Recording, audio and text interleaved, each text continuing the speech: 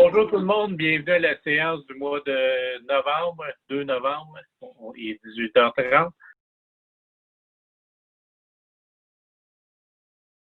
Correspondance de la ministre André Laforêt pour l'octroi d'une aide financière de 421 000 dans le contexte de pandémie COVID afin d'atténuer les impacts. Donc, c'est une belle contribution du gouvernement du Québec pour pouvoir nous aider à éponger les pertes qu'on a eues.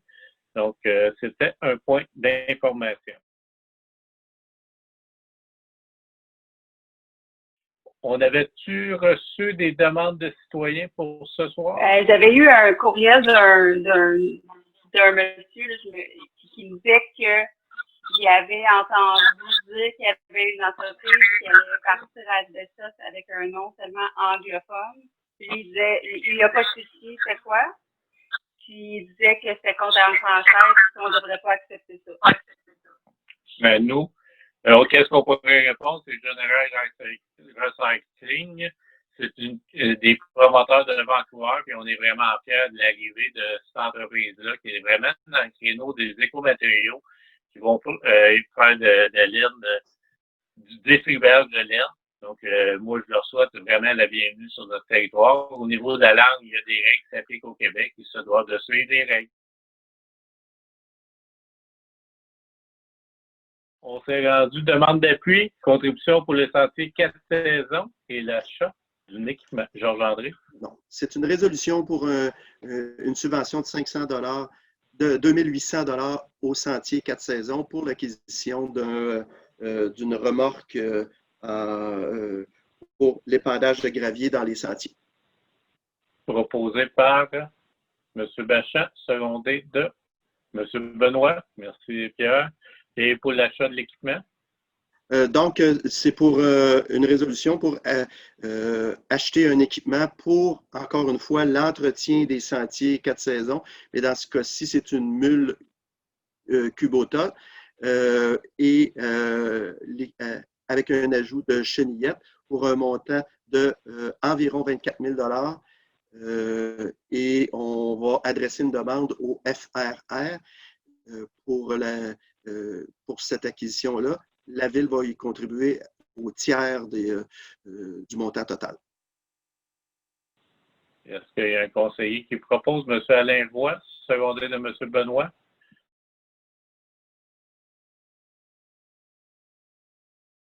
On s'est rendu à demande de contribution pour le trio étudiant pour l'emploi 2021. Oui, donc, comme à toutes les années, il y a le trio étudiant Desjardins pour l'emploi qui est là depuis de nombreuses années et la Ville a toujours contribué. Et notre contribution pour l'année 2021 serait de 4 500 $, qui est le même montant que pour l'année 2020. Proposé par M. Lachance, M. Roy, Jean. Donc, le mandat pour la Société protectrice des animaux pour les 3 prochaines années. Donc, c'est en fonction du nombre de citoyens. Le coût du service est de 2,12 $ par citoyen résident dans notre municipalité pour la première année, 2,16 $ pour l'année 2022 et 2,20 $ pour l'année 2023. Ça inclut nécessairement l'indexation du 2 %. Ça représente l'indexation du 2 %. Donc, pour 2021, ça ferait un montant de 14 494 $ et 44. Ça va comme mandat? Si oui, je prendrai un proposeur. M. Alain Roy fait signe de tête. Et M. Jean Roy?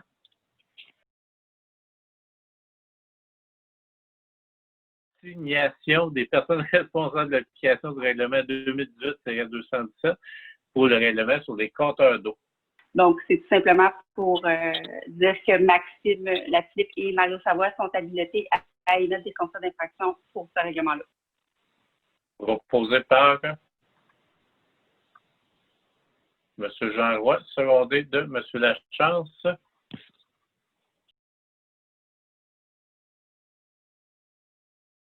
En fait, je n'ai pas mis la demande des contribuables, mais je vais quand même l'adresser au conseil. J'ai eu une demande aujourd'hui, de la part des alcooliques anonymes, ils n'ont plus de place à se rencontrer. Depuis le mois de mars, c'est quand même un mouvement important. C'est plus de 50 personnes qui se rencontraient régulièrement à plusieurs reprises dans la semaine. Puis, naturellement, les contacts de groupe là, favorisent naturellement le maintien de leurs conditions de sobriété. Ils disent eux-mêmes là, que la situation actuelle apporte des risques de rechute. Et ils comprennent notre situation, mais demandent si on pouvait les aider à trouver un local. Là.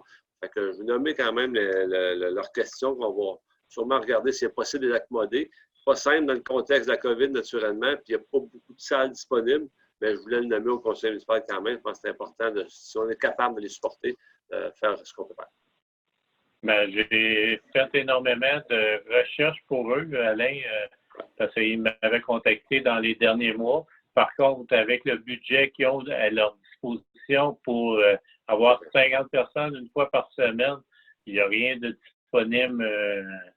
Puis je peux bien continuer à faire des recherches, mais tant que le montant sera minime comme contribution, ça va être beaucoup difficile à trouver un endroit adéquat pour eux, selon leur demande. Je l'amène parce que je me permets de l'amener. Je savais qu'il y avait eu des démarches, là, mais je pense que s'il redépose une lettre, je pense que ça méritait de le nommer. Puis si on peut trouver une solution, bien, tant mieux. Oui, on a passé l'Halloween. Fait que ça, pas beaucoup de jeunes en ville, mais les gens étaient très généreux, très spécial de voir. On a eu des bonbons via une arbalète avec un pont, une corde à linge, plein de sacs. Les gens ont usé vraiment de génie pour respecter la distanciation sociale. C'était quand même très intéressant. Ça a été très généreux aussi sur la rue Brown, là, pas loin du 180 rue Brown. Là. On a pu même administrer, voir aussi la nouvelle affiche extérieure d'une maison qui est très jolie.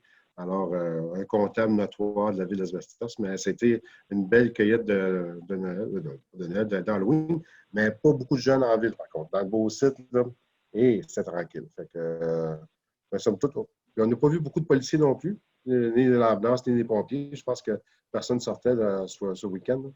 Je ne sais pas, je pose la question. Pour répondre à la question, les pompiers ne sont pas sortis. En fait, ce qu'on ne voulait pas, c'est que les jeunes aillent voir les pompiers pour avoir des bonbons qu'on pourrait contaminer. Non. Mais il y a quand même eu la Sûreté du Québec avait une présence sur les lieux pour assurer la sécurité. En tout cas, dans l'ensemble, ça a bien été, mais il n'y a pas beaucoup d'enfants dans les rues. Voilà, c'est tout.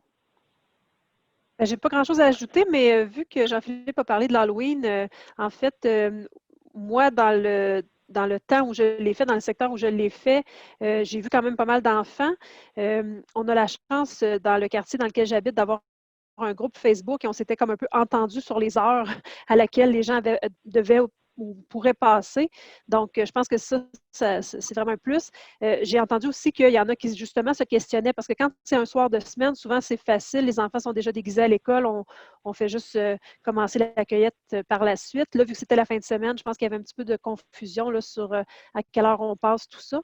Donc, il faudrait voir si ça peut être nécessaire pour les années futures de se positionner en tant que municipalité pour un petit peu guider nos citoyens là-dedans. Mais sinon, ça a été quand même bien. Effectivement, beaucoup d'ingéniosité de la part de nos citoyens pour pouvoir offrir des bonbons dans ce contexte-ci. Là, puis des enfants bien contents là, de vivre un petit peu de normalité dans le contexte actuel. Vous informer que la Légion qui s'occupe d'habitude de la cérémonie du jour du souvenir, il n'y en aura pas à Asbestos ni à Danville de cérémonie du jour du souvenir. Il va en avoir une en privé avec les gens de la Légion. Mais ils vont quand même investir dans le nettoyage de l'épitaphe qui est à l'intersection Simoneau et 1er Avenue.